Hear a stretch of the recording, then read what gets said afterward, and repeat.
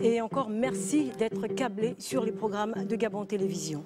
La pandémie de maladie à coronavirus est une maladie infectieuse émergente appelée aujourd'hui Covid-19 dont le premier cas a donc été découvert en Chine. Depuis lors, des cas sont enregistrés à travers le monde causant déjà près de 25 000 décès dans le monde et en Afrique 2746 cas d'infection déjà confirmés. Ces mesures, notamment des mesures strictes ou encore adéquates, sont prises aujourd'hui par les différents États pour lutter efficacement contre cet ennemi invisible. Une situation inédite que vit actuellement la planète. Ce soir, nous avons deux invités sur ce plateau.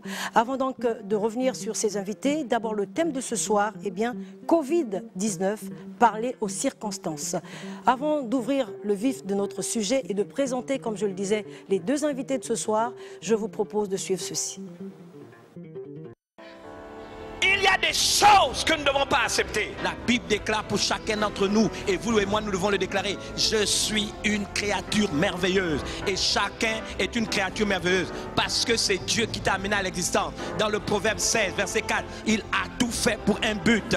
Et si tu es vivant, c'est qu'il y a un but pour ta vie. Ta destinée est une destinée glorieuse. Il a pour toi des plans de paix et non de malheur. Voici les pensées que tu dois entretenir. Ce ne sont pas, n'est-ce pas, les problèmes, les circonstances qui doivent avoir le dessus sur ce que tu es. J'aimerais dire à quelqu'un qu'il faut faire la différence entre les circonstances de la vie, c'est une chose, et ta vie. Ta vie, ce ne sont pas les circonstances. Ta vie, ce ne sont pas les circonstances. Il y a ta vie, il y a ta destinée. C'est une chose. Mets ça à part. Et les circonstances de la vie, ce n'est pas ta vie, ce n'est pas le programme de Dieu pour ta vie. Il a pour toi des plans de paix et non de malheur. Et tu as le pouvoir de parler aux circonstances. Tu as le pouvoir de les changer. Il y a des gens qui confondent leur vie avec les situations par lesquelles ils passent. Non, non, non, non, non. C'est une erreur. Tout ce qui a un nom a des oreilles. Tu as l'autorité au nom de Jésus de parler à la circonstance. S'il y a des tempêtes dans ta vie, parle, maudis-les, mets-les hors d'état de nuit. Ne vous laissez pas intimider. Les circonstances parlent. Elles ont un message. Nous ne sommes pas, n'est-ce pas, des guignols. Satan n'a pas le droit de jouer avec nous. Il faut que tu lui révèles qui tu es. C'est la raison pour laquelle je suis dans la joie quand on me dit allons à la maison de l'Éternel. Parce que je sais que ces principes ont marché. Je les ai expérimentés. Dieu est Dieu. Les circonstances viennent pour vous intimider. Mais celui qui est en toi est plus grand que celui qui est dans le monde. Il y a des choses qui nous arrivent parce que nous les acceptons. Si tu n'as pas conscience de qui tu es, le diable va jouer avec toi. Ne vous inquiétez de rien. Mais en tout temps, pas certaines fois, pas en certains temps, en tout temps, faites connaître vos besoins à Dieu. Il y a quelqu'un à qui tu peux te confier. C'est le créateur de l'univers. C'est celui qui maintient toutes choses par sa parole puissante. El Shaddai. Tes jugements sont véritables et justes. Là où il y a un autel, il y a un trône. Là où il y a un trône, quelqu'un y est assis. Son nom c'est Jésus. Bien aimé, je peux aller dans n'importe quel endroit. Vous m'invitez à la présidence de l'hôtel de Bethany, me suit. Parler aux circonstances, les circonstances parlent. Ce sont là les phrases du révérend pasteur Francis Michel Badinga. Il est donc conférencier. Il est conférencier, comme je le disais, ministre du culte, mais également écrivain. Donc sur ce plateau, deux invités. Je vous l'ai déjà dit, nous avons le révérend Francis Michel Badinga, ministre du culte, et juste à côté de lui, à droite, nous avons le docteur Lambert Eko-Eni, il est médecin. Messieurs, bonsoir. Bonsoir. Merci encore d'avoir accepté cette invitation sur Gabon Télévision. Alors, pasteur, d'entrée de jeu, nous parlerons d'abord de ce thème, parler aux circonstances. Tout à l'heure, dans ce teaser, nous avons encore réécouté qu'il est important aujourd'hui de parler aux circonstances où les circonstances parlent. Qu'est-ce que cela veut dire? Mais écoutez, je fais partie de ceux qui pensent que nous sommes à l'aube, pour utiliser une expression de Jacques Attali, dans un livre qu'il a écrit, je crois, en 2008. Il disait, nous sommes à l'aube, on va dire, d'une dépression à l'échelle planétaire, et je pense la plus grave depuis 100 ans. Et vous savez que, comme je le dis, vous parlez du Covid-19, cela suscite dans les cœurs, cela suscite dans, on va dire, les prototypes mentaux qui sont les nôtres, une grande inquiétude dans une grande masse de population. Si vous liez à cela tout ce que nous voyons avec la dictature, on va dire, des réseaux sociaux quand ils sont mal utilisés, parce que les réseaux sociaux ne sont pas forcément à 100% mauvais, et puis les fake news, les mauvaises informations, vous comprenez donc que nous nous retrouvons dans une situation où les gens ont peur, où les gens tremblent, et je vais du principe tout simplement qu'au-delà du coronavirus Covid-19, il y a le virus de la peur, il faut s'en attaquer et c'est le sujet d'aujourd'hui. On reviendra là-dessus. Alors, docteur Lambert Ekoeni, vous êtes médecin. Alors, le Covid-19, c'est vrai qu'aujourd'hui on en parle à travers le monde, c'est un sujet d'actualité. Vous, en tant que médecin, peut-être revenir largement sur cette pandémie aujourd'hui déclarée par l'Organisation mondiale de la santé? Bien, merci. Je voudrais vous remercier pour l'opportunité qui nous donne de participer à l'effort de communication et de sensibilisation. En effet, nous n'en parlerons pas en long et en large parce que le temps ne le permettra pas. Toutefois, il est intéressant de redire ici que le Covid-19, c'est un virus. Et ce virus, il est tout nouveau parce qu'il est nouvellement découvert, notamment en Chine. Nous sommes là vers les mois de novembre 2019. Et donc ce virus qui est tout nouveau, c'est celui-là qui fait l'objet de cette terreur dont le monde entier parle aujourd'hui. C'est un virus, et les virus sont des micro-organismes. On peut parler plus simplement, ce sont des microbes, les virus. Et donc ce virus a la particularité d'être nouveau. Donc les scientifiques sont à l'œuvre pour continuer à poursuivre l'effort de le comprendre, de le maîtriser.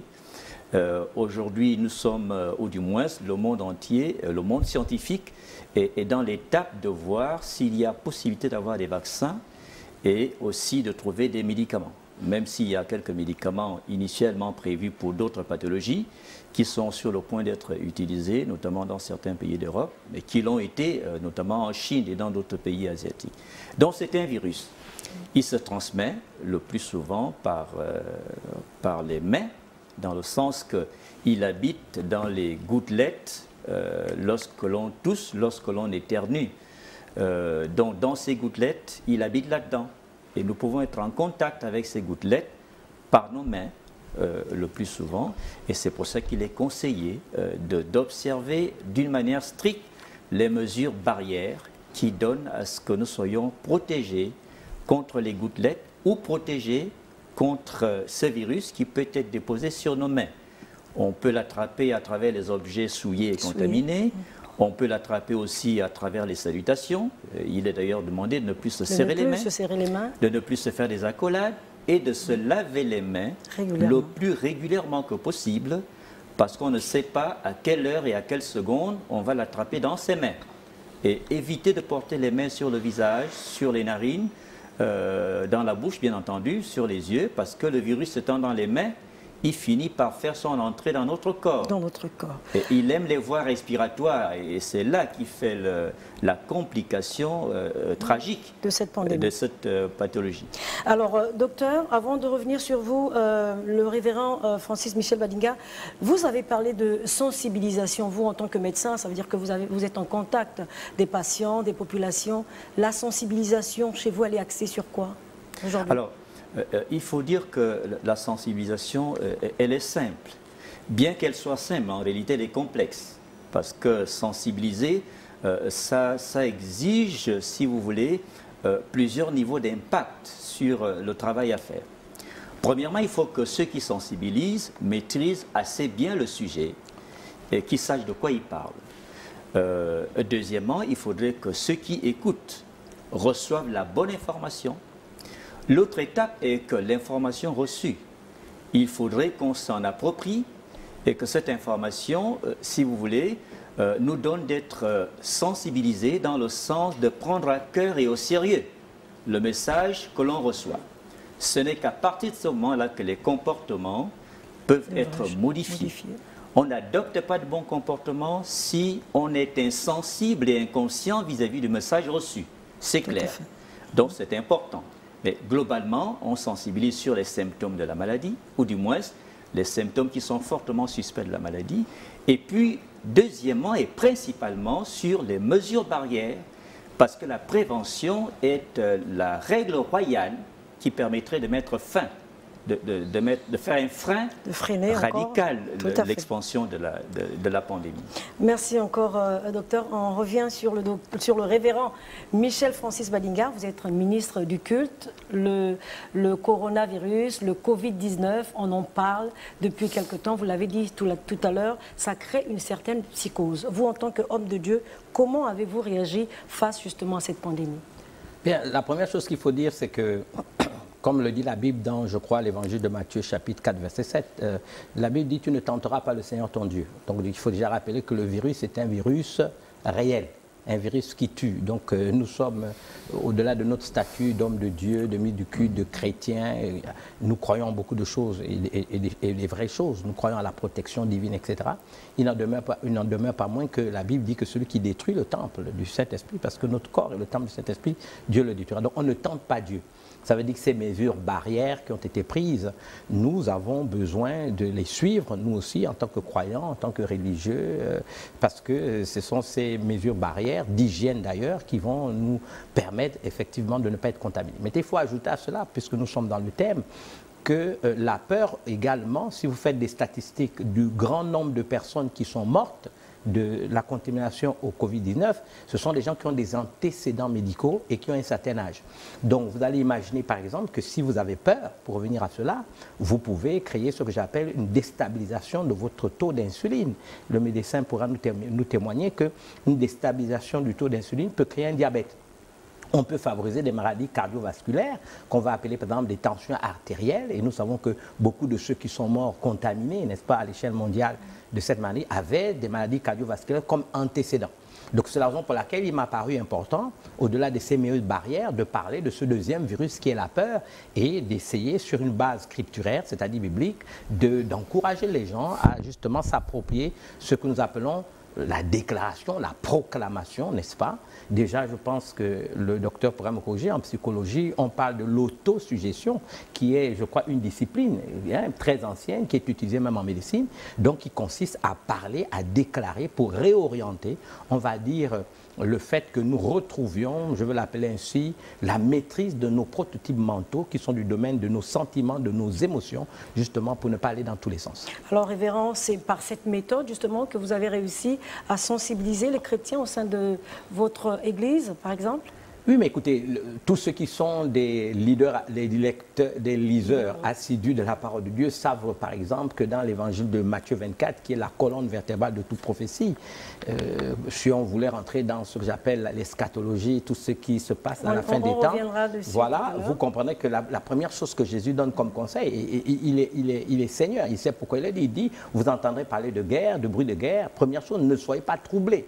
Vous savez que dans la Bible, la notion de « ne crains rien, n'aie pas peur, ne soyez pas troublés » est inscrite dans l'ensemble des livres de l'Ancien comme du Nouveau Testament 365 fois. Comme si Dieu voulait que chaque jour qu'il crée, nous puissions intégrer le fait qu'il ne faut pas avoir peur. Donc c'est important d'abord, même si nous voulons nous prémunir de cela. Celui qui a peur ne se contrôle plus. Celui qui a peur ne réfléchit plus. Celui qui a peur perd les moyens de son self-control. À partir de ce moment, même ce que disait le docteur tout à l'heure, les indications qui pourront être données ne seront pas appliquées parce qu'on a peur, on va dans tous les sens, on écoute tout et rien, et à partir de ce moment, on va se laisser avoir. Alors, étant leader religieux, étant un ministre du culte, est-ce qu'on peut aujourd'hui confirmer que c'est peut-être, comme vous l'avez souligné, une maladie qui fait référence aujourd'hui à ce qui devait se faire depuis la Bible? Bien, mais écoutez, nous avons une discipline théologique que nous appelons l'eschatologie. Et donc l'eschatologie, c'est du domaine, on va dire, de l'ensemble des croyances et des doctrines qui se rapportent au sort ultime de l'homme, d'un côté, mais également à ce qu'on appelle la consommation des siècles, en français facile, ce qu'on appelle la fin des temps, mais également avec des événements apocalyptiques qui s'y rattachent. Nous avons un texte dans, je crois, le livre d'Apocalypse au chapitre 6, verset 7, où déjà, je voudrais rappeler que quel que soit ce qui arrive dans le temps et l'espace, nous allons du principe que Dieu est au contrôle. Ce n'est pas le diable qui décide de faire ce qu'il veut sur la terre comme il le veut, parce que le temps n'y est pas encore. Nous savons que dans un texte paulinien je crois dans un de ses livres aux Thessaloniciens, il a dit quand ce qui doit disparaître aura disparu, alors paraîtra l'impie, donc Satan, qui pourra agir dans toute sa force. Mais pour l'instant, l'Église qui doit disparaître n'a pas disparu. Donc la dispensation de l'Église est encore sur terre. Et vous savez que l'Église, sa présence sur terre, elle agit comme du sel. Jésus le dit déjà dans l'évangile de Matthieu, il dit que vous êtes le sel de la terre. À quoi sert le sel? Le sel sert à arrêter toute corruption. Si l'Église n'était pas sur terre, le monde serait un règne animal, un règne diabolique. Donc le diable ne peut pas faire tout ce qu'il veut. Nous devons aller du principe qu'il faut dire aux gens que Dieu est au contrôle. Et dans le texte dont je vous parle, d'Apocalypse chapitre 6, verset 7, vous remarquez qu'un des 4 êtres vivants, parce que le chiffre 4 fait référence à l'universalité de la chose, donc à l'échelle planétaire, donc Dieu appelle à chaque fois un événement qui vient. Et là, il appelle le cheval vert. On dit ce cheval vert, dans d'autres versions, on dit le cheval était pâle. Et ce cheval, n'est-ce pas, c'est une entité, n'est-ce pas, qui, dans le temps et l'espace, arrive, vient et manifeste quelque chose. Ce qui est extraordinaire, le texte... Qu'est-ce qu'il manifeste, justement, ce cheval vert? Ce cheval vert amène la mort. On dit qu'il amène la mort et le séjour de mort l'accompagne. Donc, ce qui est extraordinaire dans le texte, c'est qu'on nous dit qu'il amène la mort par la famine, il amène la mort par des épidémies, il amène la mort par des guerres. Et nous savons que lorsque Jean, qui, il y a près de 2000 ans, a eu cette vision, ce qu'il a vu, c'était des virus. Parce qu'il dans le texte biblique, il appelle des animaux bizarres. Dans le texte littéral, oui, il appelle des animaux bizarres. C'est-à-dire que ce n'est pas des animaux que lui, il a connus en son temps. Dans le texte d'Israël, on parle des animaux bizarres, des animaux extraordinaires. Donc ces animaux-là peuvent être des virus. Donc nous pensons, en ce qui nous concerne, que la science qu'on appelle l'eschatologie peut permettre, par exemple, à nos États. Parce que moi je dis, face au coronavirus, moi je suis pleinement convaincu que c'est un test grandeur nature qui révèle la fébrilité des nations, des gouvernements, des peuples et des individus. Donc on peut sur cette science qu'on appelle l'eschatologie, je voudrais faire référence ici déjà à des ouvrages qu'on a lus. Je parlais à ce livre qui est un livre fiction, je crois, de Dean Koontz, écrit en 1981. C'est une fiction, certes, mais où il parlait déjà du coronavirus qui devait paraître en 2020. Un livre qui est écrit en 1981. Je vous parle d'Adler Alexandre, qui parle du rapport de la CIA. Mais je voudrais ici me limiter à un livre d'une servante de Dieu qu'on appelle Siva Brown, qui a écrit un livre sur la fin des temps, qui est une servante de Dieu et qui dit clairement que cette pandémie devait arriver au Nouvel An chinois en 2020 et qui précise que ça va disparaître d'ici avril et va revenir en 2030. Donc, mais vous parlez aussi de cheval vert. Est-ce que nous vivons justement ce temps du cheval vert? Je suis convaincu en ce qui me concerne. Ça pourrait être l'objet d'une autre émission avec plus de détails, mais je peux vous dire que je suis convaincu que c'est le cheval vert pâle qui amène la mort, qui est en ce moment en train de manifester, n'est-ce pas, ce que nous savons dans les Écritures saintes. Alors, docteur, semble-t-il, des expériences scientifiques auraient mal tourné aujourd'hui, ce qui permettrait ou ce qui occasionnerait justement cette propagation de la maladie, la pandémie Covid-19. Alors, expérience scientifique qui aurait mal tourné, je n'en sais pas autant que ça. Mais ce que nous devons dire, c'est qu'un virus appelé Covid-19 s'est retrouvé chez des individus. Il est clair qu'on nous dit, c'est ce qui est dit par la plupart des lectures, hein, c'est un virus qu'on trouve chez des animaux, chez des bêtes, chez des animaux. Mais ce virus qui ne se contamine qu'humain à humain. Chez les animaux, mais qui a fini par se retrouver chez les hommes. Ça veut donc dire qu'il y a une cohabitation et des contacts entre les êtres humains et les animaux. Les chauves-souris, par exemple, entre autres. Donc, le virus s'étant retrouvé chez les êtres humains, eh bien, un être humain ou quelques-uns ont été contaminés. Et voilà donc le départ d'une épidémie appelée épidémie à Covid-19, qui aujourd'hui devient une pandémie. Alors donc, le virus, il est là, comme on le disait tout à l'heure, les scientifiques continuent de chercher à mieux le comprendre. Ce qui est surtout très compliqué, c'est qu'un virus a la capacité de se muter. Multiplier. Il devient donc très très complexe à maîtriser. C'est ce qui fait la difficulté pour pouvoir trouver des vaccins et il en est de même pour les traitements. D'accord?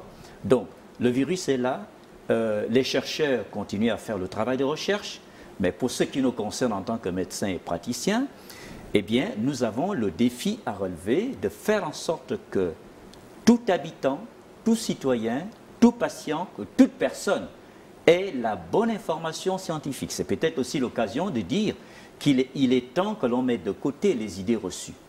C'est-à-dire quand vous parlez des idées reçues, idées reçues, c'est ce qu'on peut dire idées populaires, à la limite des croyances populaires, qui donnent de penser que peut-être le virus est une malédiction, que le virus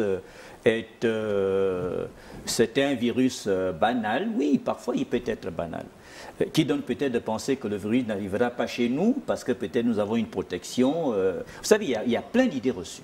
Il est donc important de mettre de côté les idées reçues et de s'efforcer de donner la bonne information scientifique, parce que les informations scientifiques disponibles sont le résultat de la recherche qui est faite pour mieux comprendre ce virus.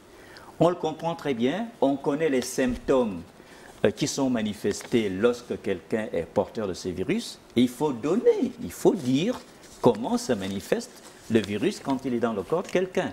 On l'a dit, il y a de la fièvre, vous pouvez avoir de la toux, vous pouvez avoir des picotements ou quelques douleurs au fond de la gorge, vous pouvez avoir bien entendu de l'éternuement, comme de la grippe.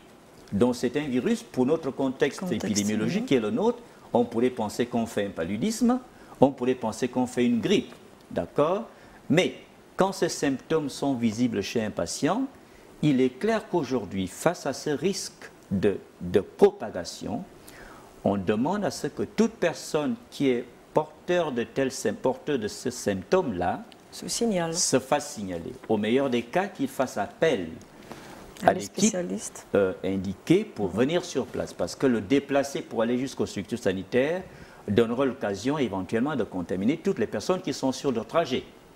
Donc ces symptômes, non seulement devraient être connus, donnent aussi à chacun qui en est le porteur d'être vigilant et surtout responsable. C'est-à-dire, quand on a ces symptômes, on devrait à la limite se mettre soi-même sous quarantaine, d'accord, ou en confinement, pour ne pas contaminer les membres de la famille, l'entourage, jusqu'à ce que les agents de santé viennent vers vous. En dehors des symptômes, bien entendu, on fait l'effort de donner tous les conseils pratiques, pour les bonnes pratiques, pour pouvoir être à l'abri d'une contamination et aussi pour ne pas contaminer d'autres personnes. Alors, chers invités, je vais vous inviter, permettez-moi la tautologie, de suivre justement ce reportage qui est consacré aux perspectives, notamment au Centre de recherche médicale internationale, notamment de Franceville. Suivez ce reportage. La communauté scientifique gabonaise s'active dans la lutte contre le Covid-19. Le Centre international de recherche médicale de Franceville, cette structure qui excelle dans la caractérisation des pathogènes, se donne plusieurs objectifs, notamment l'identification des différents types de coronavirus et leur modification au cours d'une même infection. Une question qui peut être posée, c'est est-ce que les coronavirus qu'on retrouve au Gabon sont les mêmes qui avaient été retrouvés en Chine, le site de l'émergence? Deuxième point, c'est de se demander, au cours d'une même infection, est-ce que le virus n'est pas modifié? Ces axes-là, le CIMF va très vite les développer. Nous allons soumettre un projet au comité d'éthique de façon à avoir l'autorisation du comité d'éthique pour pouvoir répondre à cette question liée à la génétique du SARS-CoV-2. Le CIRMF entend aussi s'intéresser à la réponse immunitaire et à l'apport de quelconques plantes susceptibles d'être efficaces contre le coronavirus. Il s'agira pour nous d'étudier la possibilité de mise en culture du virus et ensuite de tester les plantes médicinales en collaboration avec les chercheurs de l'IFAMETRA. L'utilisation des plantes dans la lutte contre le coronavirus permettra au CIRMF d'étudier d'autres points tels que la virulence du virus. Voilà, on vient de suivre ce reportage de Gabriel Guillain-Limami. Donc, docteur Ekoeni, vous qui êtes médecin, vous avez entendu le professeur, le DG notamment d'une CIRP, il a évoqué le mot génétique. Est-ce qu'aujourd'hui, on peut parler d'une certaine amélioration au plan génétique, comme il l'a dit? Est-ce que c'est vraiment une amélioration? si on parle de génétique, notamment pour ce qui est des virus, ce sont nos maîtres qui parlent, vous l'avez bien vu. Donc le CIMF, c'est notre institution de référence en matière de recherche, notamment sur les questions de virologie. Donc ils l'ont dit, et on peut le redire ici, que le virus, ou tous les virus d'ailleurs, ont un patrimoine génétique. Et ce patrimoine génétique a parfois la capacité de connaître des mutations. Le terme mutation, c'est changement. C'est-à-dire, pour parler plus simple, le patrimoine génétique, c'est un héritage, et cet héritage peut se modifier. Et il n'a plus la même structure, le même fonctionnement, ou il a aussi peut-être un potentiel différent. C'est ce qui donne au virus de se donner la capacité de changer sa façon de réagir et de se comporter. C'est très subtil. Pour parler comme au village, c'est un peu comme de la sorcellerie, en fait. Les virus peuvent être comme des sorciers. Ce sont des esprits malins. Esprits malins. C'est le pasteur qui le dit, mais quoi qu'il en soit, les chercheurs essayent de maîtriser, de mieux comprendre le virus. Et parlant des plantes médicinales, parce que là, justement, c'est un défi nouveau pour que nos chercheurs essaient de voir avec ce que nous avons chez nous comme héritage en matière de plantes médicinales, y a-t-il des plantes qui peuvent avoir un effet quelconque sur ces virus? Bien entendu, au-delà de nos frontières, les chercheurs continuent à travailler sur la possibilité de trouver des vaccins. Vous savez, lorsqu'il y a une épidémie, il est clair que la meilleure manière de protéger les personnes, c'est le vaccin. Étant entendu que dans le contexte actuel, il faut le répéter, l'issue finale, ou du moins le moyen salutaire qui nous reste et que nous avons pour l'instant de disponible, c'est la prévention par les changements de comportement. Il vaut mieux prévenir que guérir. Et il est possible pour chacun d'adopter des bonnes attitudes. L'hygiène nous rattrape d'ailleurs, parce que l'hygiène est un concept aussi vieux que le monde. L'hygiène nous rattrape, l'hygiène des mains, l'hygiène du corps. Et même l'hygiène mentale, parce que là aussi, c'est l'occasion de le dire ici que très souvent quand on parle d'hygiène, on voit tous plus souvent les aspects corporels. Oui, le stress, la détresse, la peur, la crainte, la panique, tout cela crée des perturbations au niveau des comportements, au niveau de la stabilité mentale et émotionnelle, au point que on n'a plus la maîtrise, le pasteur va peut-être certainement en parler. Donc, l'hygiène nous rattrape, l'hygiène corporelle.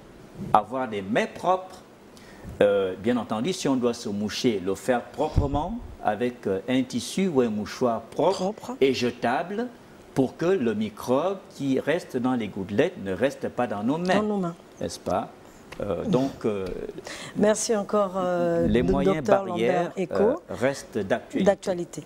Alors, révérend Francis Michel Badinga, vous êtes écrivain, conférencier également. Alors, en cette ère de la mondialisation, vous avez fait référence tout à l'heure aux esprits malins. Alors, vous lisez beaucoup, vous êtes écrivain, comme je le disais. On parle d'un certain eugénisme. Qu'est-ce que c'est exactement? Pour pouvoir comprendre cette maladie, est-ce qu'il y a un lien? Vous savez, les eugénistes existent depuis 1884. Et ces gens, n'est-ce pas, préconisent le fait qu'on peut, n'est-ce pas, créer un monde meilleur. C'est un courant philosophique, religieux? Bon, je ne pense pas que c'est un courant forcément philosophique. Je pense qu'eux, ils ont des intérêts beaucoup plus... Ils œuvrent en fonction des enjeux. Je crois qu'ils sont financiers, mais en même temps qu'ils sont des enjeux démographiques. Ils ont toujours prôné d'abord la création d'un homme parfait, n'est-ce pas? C'est-à-dire essayer de créer un homme intelligent, un homme parfait, éliminer à la surface de la Terre tous ceux qui, quelque part, ont une traçabilité d'infirmité, de faiblesse, etc. Ça, c'est une chose.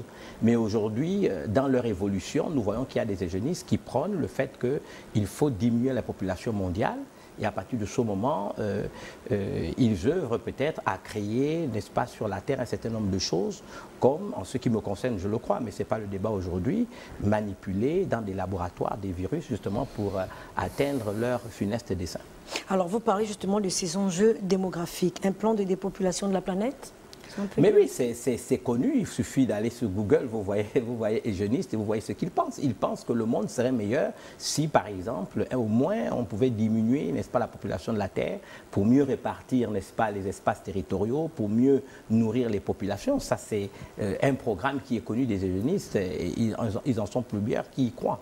Mais en tant qu'homme de Dieu, en tant que ministre du culte, comment justement pouvoir expliquer aux téléspectateurs ou encore aux chrétiens que vous avez l'habitude de côtoyer cette théorie, si je peux me le permettre, entre griffes, pour mieux faire comprendre aux gens ces enjeux démographiques? Le problème, et je suis totalement d'accord avec le docteur, le problème que nous avons au niveau particulièrement, on va dire, de notre génération, hein, c'est que les gens ne lisent pas, les gens ne s'informent pas. Et avec, on va dire, la venue des réseaux sociaux, des nouvelles technologies de l'information, nous sommes ouverts à beaucoup de choses, nous sommes ouverts à beaucoup d'informations.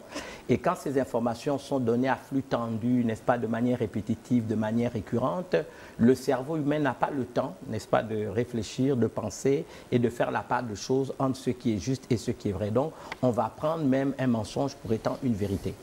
Il est clair qu'à ce niveau-là, si moi j'avais quelque chose à dire, c'est qu'il faut d'abord que les gens s'informent.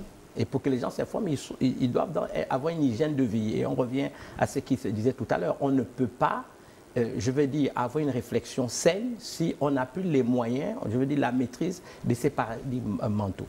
Vous savez, la peur, c'est... on va dire quoi? La peur se définit comme étant, n'est-ce pas, la prise de conscience, n'est-ce pas, d'un danger qui va venir nous faire mal. Et à partir du moment où on a cette prise de conscience du danger, qu'on panique, tout ce qu'on peut entendre devient vérité et puis on peut prendre une orientation. Je vais vous donner des exemples très simples. J'ai vu des débats sur les réseaux sociaux comme sur certaines chaînes télévisées il n'y a pas longtemps où, par exemple, bon, tout le monde préconise ce qu'il faut faire pour se soigner. Bon, imaginez un instant, le docteur parlait de vaccins pour, n'est-ce pas, se prémunir de cette pandémie. Mais imaginez un instant, avec les informations que nous avons aussi, où ces vaccins, tout simplement, participent à tuer les gens parce qu'il faut simplement réduire la population mondiale qui ira se vacciner. Donc, il faut avoir une bonne information par rapport à ces vaccins. Nous savons qu'il y a un scandale qui a eu lieu au Kenya, où on a raconté qu'on vaccinait des enfants kenyans dans une mission catholique, on les vaccinait du tétanos, mais on a su après qu'il y avait quand même du mercure liquide à l'intérieur de ces vaccins et que ces enfants avaient été stérilisés, justement, filles et garçons, pour empêcher qu'il y ait une démographie, puisque c'est le plus grand danger pour certains, c'est la démographie, la croissance démographique de l'Afrique. Donc, vous voyez, c'est toutes ces informations qu'il faut pouvoir avoir. C'est ça, moi, je milite pour que, il n'y ait pas de peur inutile. Il faut la bonne information, mais que nos autorités aussi, au-delà de tout ce qu'ils ont, on a bien vu un conseil scientifique qui vient d'être mis en place. On voit bien, n'est-ce pas, ce fleuron de la recherche, n'est-ce pas, à l'échelle même africaine, à l'échelle francophone, qu'elle le signe à Franceville. Nous sommes fiers de cela. Mais il faut aussi une cellule d'alerte où toutes ces informations que nous pouvons donner nécessitent une réflexion commune dans la sérénité pour justement anticiper sur le futur. Alors, vous savez, messieurs, aujourd'hui, nous regardons tous les réseaux sociaux, nous regardons les médias, les science-fiction. Aujourd'hui, on a l'impression que le Covid-19 a écouté les uns et les autres. Aujourd'hui, c'est peut-être un problème de science-fiction. Est-ce qu'on peut rester sur ce raisonnement aussi, Pasteur et le docteur tout à l'heure? Vous savez, quand j'ai lu, je n'avais pas lu, j'ai lu d'autres livres. Je vous ai dit que j'avais lu ce livre sur le rapport de la CIA de Alexandre Adler. J'ai lu ce livre de Sylvia Browne, mais je n'avais pas lu celui de Dean Koontz, puisque c'est pendant que ces histoires se passent que j'ai été mis en contact avec celui que j'ai dû lire. Je l'ai téléchargé rapidement et puis je l'ai lu.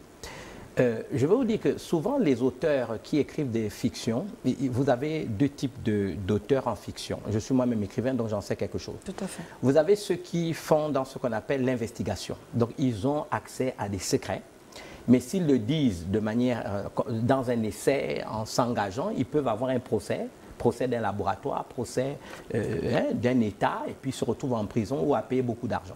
Alors, qu'est-ce qu'ils font généralement? Ils préfèrent faire des livres fiction. C'est-à-dire, les livres fiction, c'est comme un roman, j'écris, mais entre-temps, je profite on va dire, du genre littéraire qu'est la fiction pour balancer, n'est-ce pas, des informations qu'on détient.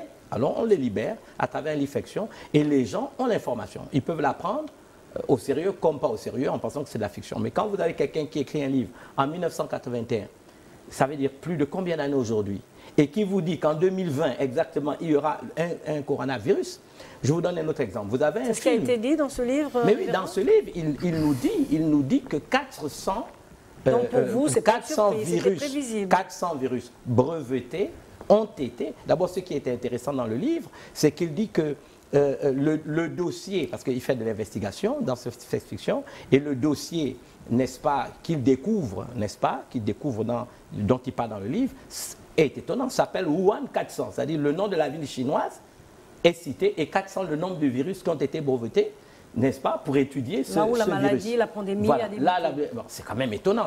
Moi, je ne l'ai pas lu avant, mais ceux qui l'ont lu en 81, s'ils l'ont lu et qui voient le livre aujourd'hui en 2020, ils se disent, bon, encore le rapport de CIA, c'est un essai, c'est un journaliste qui est connu, et c'est un journaliste d'investigation. Mais ça fait quand même réfléchir. Donc, vous avez un deuxième type littéraire, c'est ceux qui appartiennent à des cercles plus ou moins, quand je dis occulte, je dis des cercles, n'est-ce pas, des oligarchies, n'est-ce pas, de personnes qui réfléchissent parce qu'ils veulent régir ce monde. Et qu'est-ce qu'ils font? Bon, ils écrivent aussi des fictions, mais là, ils donnent des informations à leurs adhérents à travers le monde pour qu'ils puissent être, on va dire, en temps et en heure au courant de ce qui se passe. Donc, il faut prendre... aujourd'hui, révérend? Mais il faut prendre ces choses au sérieux. C'est pour ça que je vous parle de cellules d'alerte. Une cellule d'alerte, c'est quoi? Écoutez, quand Sylvia Brown dit que le virus va revenir en 2030, je vous pose la question. Elle l'a déjà dit dans son livre que le virus allait arriver en nouvel an chinois en 2020. C'est passé. C'est un livre qu'elle écrit quand même en 2008. Et ça se passe en 2020. Maintenant, je vous pose la question. Si ça revient en 2030... C'est moi qui pose les questions, révérend. Bien, mais bon, c'est vous qui posez la question. C'est vous qui avez lu le livre, justement. Supposons un instant qu'il revienne en 2030. Est-ce que nous attendrons 2030 pour que le virus revienne et qu'on court dans toutes les directions, ou bien on se dit, mettons une cellule d'alerte, réfléchissons, anticipons, comme si c'est vrai que ce virus allait venir en 2030. Et je suis totalement d'accord avec le docteur, vaut mieux prévenir que guérir. Donc c'est là une proposition, la mise en place d'une cellule. Il faut une cellule d'alerte, il faut réfléchir. Nous on lit des livres, on a des informations. Je vous reparlais tout à l'heure de la science eschatologique. Vous savez, j'ai écrit un livre en 1995 qui n'est pas encore paru. Ce livre s'intitule « La dynamique historique dans le temps et l'espace » où je parle des problèmes... De tout ce que nous vivons actuellement. Voilà, des problèmes de ce que nous vivons actuellement. Je n'ai pas publié. Il n'est pas publié, mais qu'est-ce qu'on peut retenir déjà? Mais ce qu'on peut dire retenir, c'est que c'est vraiment Dieu qui rythme la cadence de l'histoire dans le temps et l'espace. Et je vous dis en vérité, si on est un lecteur assidu de la parole de Dieu, on n'est pas étonné de ce qu'on voit aujourd'hui. Alors, vous, en tant que ministre du culte, vous lisez la Bible tous les jours, c'est votre livre de chevet. C'est peut-être revenir encore dans le cadre de la Bible, une référence pour aujourd'hui expliquer cette pandémie. Mais écoutez, nous savons que des choses vont se passer. Quand Jésus dit dans Matthieu 24 que vous entendrez parler de guerre et de bruit de guerre, il ne parlait pas seulement de guerre conventionnelle. Vous devez savoir pourquoi aujourd'hui ce n'est plus intéressant de faire des guerres conventionnelles. Vous mettez des bombes, vous détruisez un État ou un pays, et puis après quand vous le possédez, vous devez tout reconstruire en remettant de l'argent. Nous devons quand même réfléchir. Est-ce que ce n'est pas plus intéressant aujourd'hui pour ceux qui pensent ainsi de faire ce que j'appelle des armes bactériologiques qui ne tuent que des humains? Je vous donne un exemple, ça c'est ma réflexion personnelle. Pensez un instant qu'on dit que les enfants sont des donneurs sains. Je pense que le médecin pourra en parler. On demande à des jeunes de ne pas aller voir des adultes, je pense, c'est ce qu'on dit. Parce que les enfants sont des porteurs sains, c'est-à-dire ils peuvent être contaminés par la maladie, mais ils ne mourront pas de la maladie du fait de leur âge. Mais s'ils vont chez un adulte et qu'ils contaminent l'adulte, l'adulte peut mourir incessamment. Donc c'est quand même étonnant. Quand je parlais, docteur, de virus malin, je voulais un peu m'amuser. Okay. Je ne suis pas à ce stade démonologue, mais quand je parle de virus malin, je suis quand même extrêmement sérieux. C'est-à-dire quand même un virus qui réfléchit, qui ne tue pas des enfants, mais qui peut tuer uniquement des humains, qui ne détruit pas les plantes, qui ne détruit pas la nature, mais qui détruit que l'homme. Donc on doit quand même penser, il y a quelque chose derrière. Alors docteur, c'est peut-être un paradoxe ici aussi qu'il faut expliquer. Je pense qu'il y a lieu de reclarifier les choses. Les personnes âgées, du fait de leur âge, ont une certaine immunité qui devient fragilisée. Certain. Eh bien, de jeunes gens valides et forts au plan immunitaire, n'est-ce pas, on suggère que les jeunes n'aillent pas vers les vieux, pour la raison que si les jeunes sont porteurs de virus, ils vont aller vers les vieux qui sont fragiles. Les vieux ont le risque d'être fortement agressés et mourir du virus. Pendant que les jeunes, eux, avec une immunité suffisamment consistante et forte, pourront tenir, n'est-ce pas, résisteront.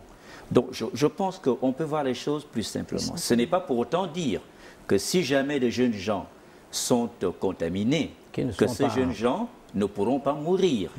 Nous l'avions vu, regardons les médias. Dernièrement, une fille de 16 ans vient de mourir. Justement, ce qui est vrai pour une fille de 16 ans, ça peut l'être pour un nourrisson.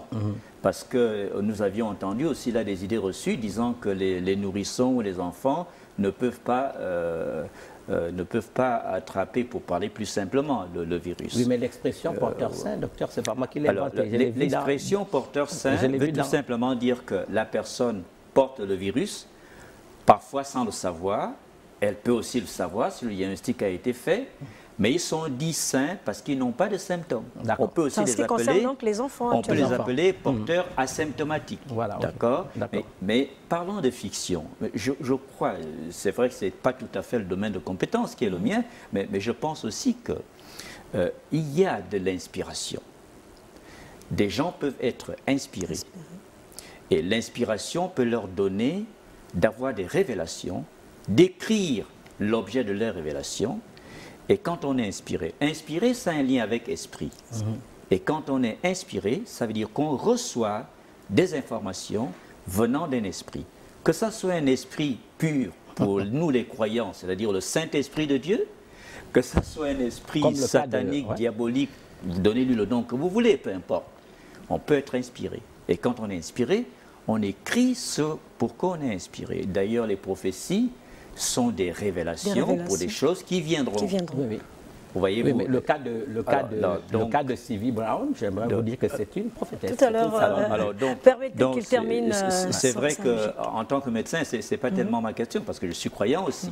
Mais ce qui est important, c'est qu'il n'y a rien qui échappe à Dieu, que l'on soit médecin ou pas. Et puis, deuxièmement, les microbes, ils ont une histoire. On peut parler du sida, il y a peut-être 40, 50 ans, 60 ans, on ne savait pas ce qu'on appelait le sida. Peut-être qu'il n'existait pas. Aujourd'hui, on parle de Covid-19. Les coronavirus, ils existent avant. Mais cette nouveauté n'était pas connue ou n'existait pas. Dans sa forme actuelle. D'accord, soit dans sa forme actuelle, soit dans son existence réelle. Est-ce que vous voyez? Ce qui est vrai pour le virus Ebola, coronavirus et bien d'autres, on ne sait pas si aujourd'hui nous connaissons tous les virus qui existent dans l'univers. Il y a certains qui existent, mais que l'on ne fait que découvrir.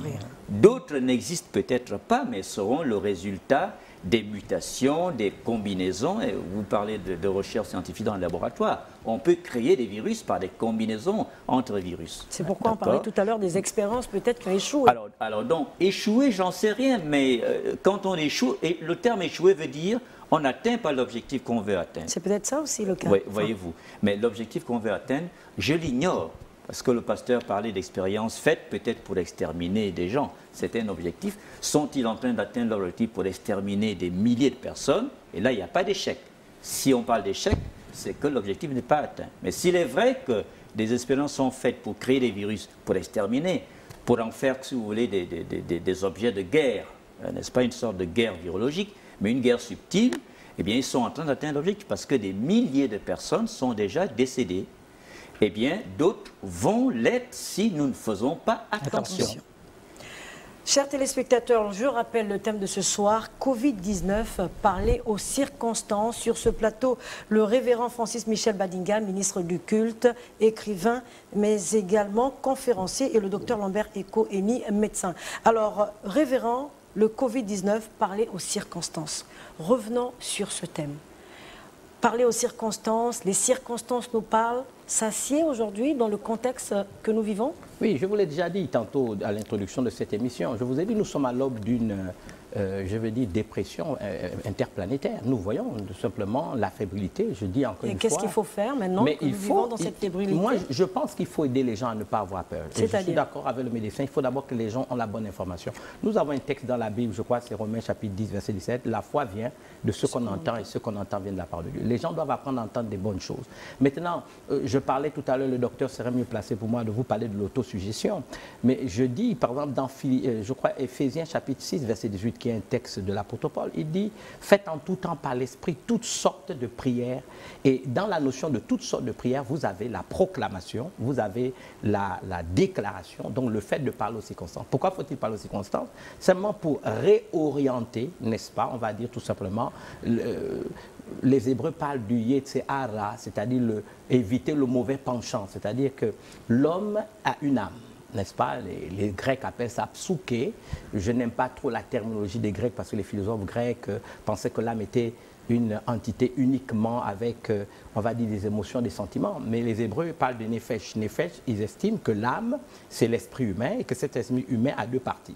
La partie qu'on appelle objective, n'est-ce pas, et la partie subjective. Donc, l'âme, c'est vrai, c'est le siège des sentiments, les sièges des émotions, les sièges, on va dire, des paradigmes mentaux, faits également d'images mentales, etc. Bien. Si cette partie en nous est affectée, prenons Galates chapitre 6, verset 7. Ce qu'un homme sème, il le récolte. Donc, Jésus, dans l'évangile de Marc chapitre 4, il dit que lorsque vous semez quelque chose, qu'on dorme ou qu'on veille, la semence croît, n'est-ce pas? Et la plante va sortir. Qu'est-ce que nous semons dans notre intériorité? C'est ça qui est très important. Donc, le fait de faire une déclaration, une proclamation, parler aux circonstances, c'est réorienter, on va dire, son focus, sa pensée, se booster de l'intérieur, justement, pour éviter de se faire peur. Donc, je vais déclarer pourquoi. Je veux proclamer des choses pour que mon être tout entier entende. Mes oreilles doivent m'entendre dire des choses qui me recadrent et qui réorientent, on va dire, mes pensées, on va dire, une orientation positive. Je vais l'expliquer encore de manière un peu plus simple. Dieu nous a créés de telle manière qu'à partir d'une émotion, nous sommes capables de l'identifier et lui donner un nom. Si j'ai peur, je sais que j'ai peur. Donc, qu'est-ce que je ressens maintenant? J'ai peur. Je le sens bien, j'ai peur. Je suis en colère, je suis en colère. Qu'est-ce que je ressens? Je suis en colère, je peux donner un nom.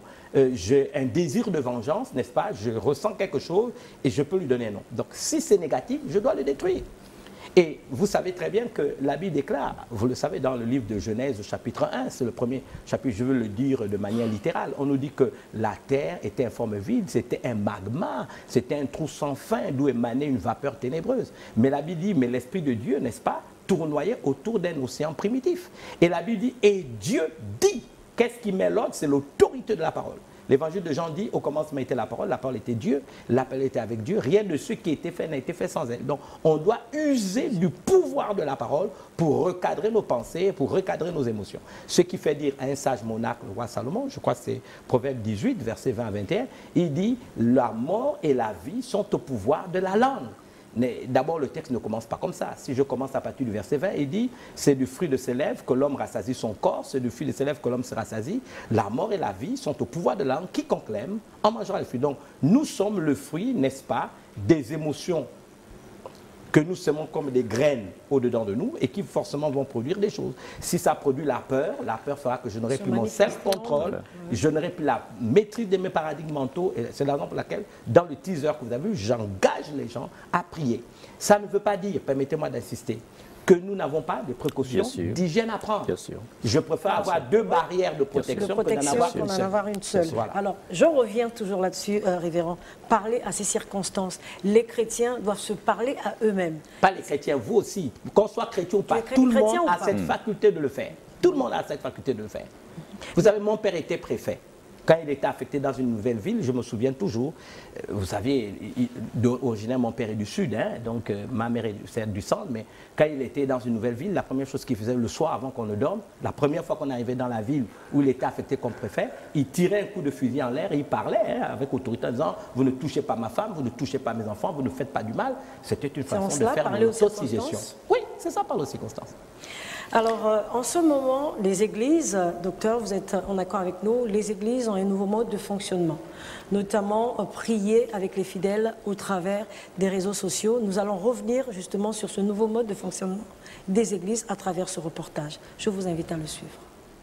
Présenté en microscopie sous forme de couronne, le SARS-CoV-2, syndrome respiratoire aigu sévère, virus numéro 2 au plan scientifique, après le numéro 1 qui, lui, n'avait fait que 800 morts 2002-2003, toujours en Chine.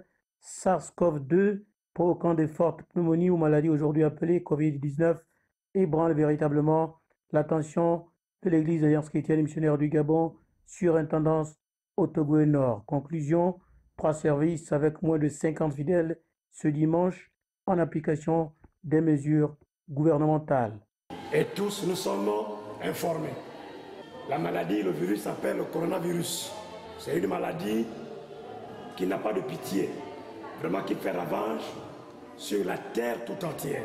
Le gouvernement a pris des mesures.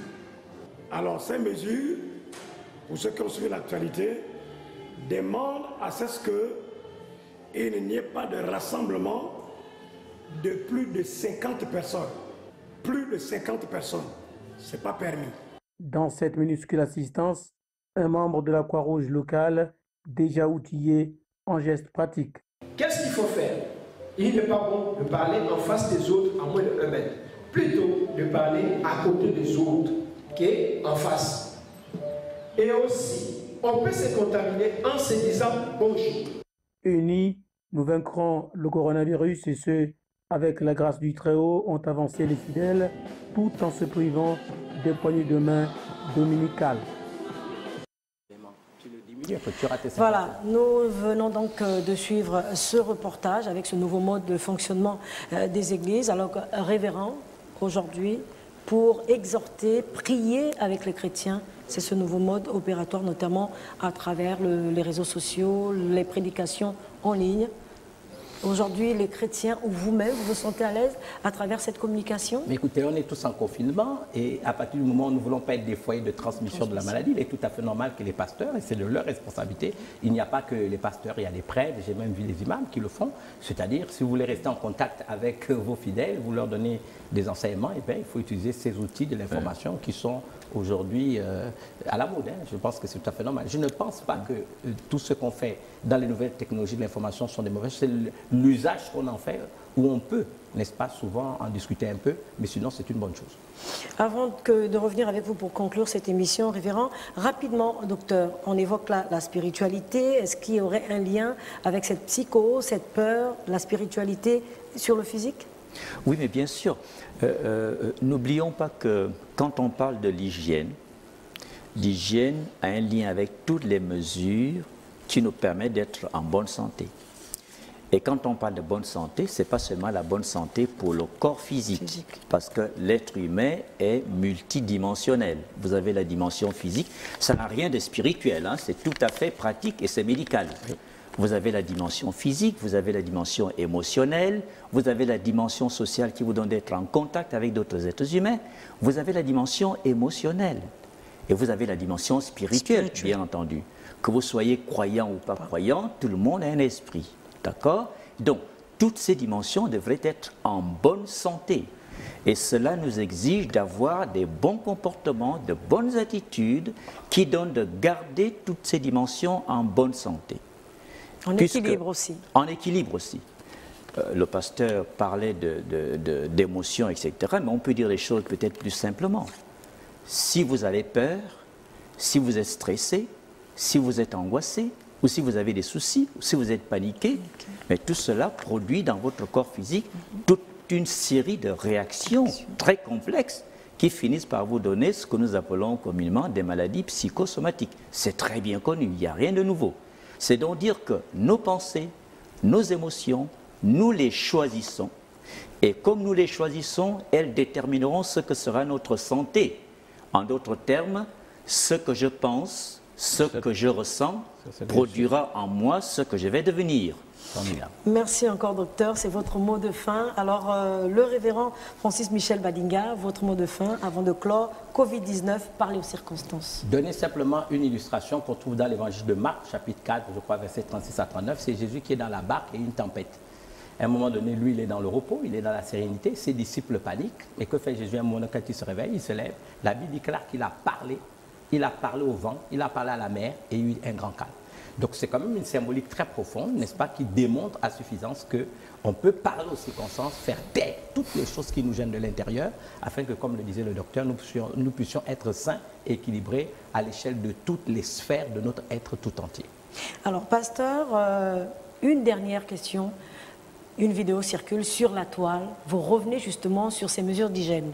C'est vrai qu'aujourd'hui, cette vidéo est sortie de son contexte, mais aujourd'hui, on a l'impression que vous aviez raison. Les conditions hygiéniques. Et putain, le docteur parlait de ceux qui parlent sous inspiration. Je suis totalement d'accord avec lui. Écoutez, on a fait un message en début février de 42 minutes sur l'hygiène. Et il a été malheureux que certains ont pris un aspect du message pour le faire sortir de son contexte. Ça a fait le buzz, n'est-ce pas, c'est devenu, n'est-ce pas, quelque chose de viral sur Internet. Mais je suis heureux qu'en renvoyant des gens pour qu'ils regardent les 42 minutes de l'enseignement, tous ont bien réagi. Nous avons eu plus de 20 000 personnes qui ont regardé cette vidéo de 42 minutes et qui se sont rendus compte que nous avions peut-être anticipé sur ce qui arrive aujourd'hui. L'hygiène, c'est important et nous insistons là-dessus. Merci encore, révérend. Merci encore, docteur. Je rappelle que ce soir, nous avions pour thème le Covid-19, parler aux circonstances. Deux invités sur ce plateau, le révérend Francis Michel Badinga, ministre du culte, écrivain et conférencier, et le docteur Lambert Eko-Eni, médecin. Merci encore, chers invités, d'avoir accepté cette invitation. Merci encore à vous, chers téléspectateurs. Bonne suite de programme sur Gabon Télévision. Au revoir.